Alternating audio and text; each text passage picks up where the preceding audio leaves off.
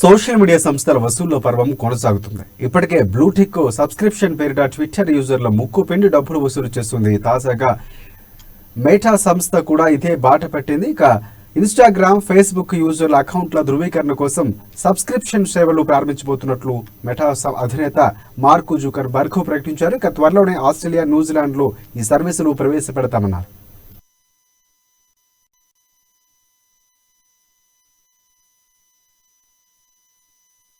Mark ప్రకటన ప్రకారం ఈ సర్వీస్ కోసం నెల నెల యూజర్ల నుంచి ఇక వెబ్ యూజర్లు $11.99 చెల్లించాలి.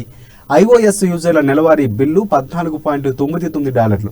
ఈ సర్వీస్తో యూజర్లు తమ అకౌంట్లను ప్రభుత్వం కేటాయించిన గుర్తింపు కార్డులతో మోటా వెరిఫికేషన్ పొందవచ్చు. వెరిఫికేషన్ పూర్తయిన అకౌంట్లకు బ్లూ బ్యాడ్జ్ కేటాయిస్తారు. అంతేకాకుండా సబ్స్క్రిప్షన్ ఉన్న అకౌంట్లకు నకిలీల బెడద లేకుండా ఫేస్బుక్ అదనపు భద్రత కల్పిస్తుంది.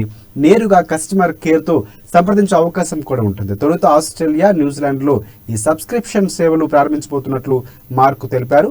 విడతల వారీగా అన్ని దేశాలకు విస్తరిస్తామన్నారు ఆయన.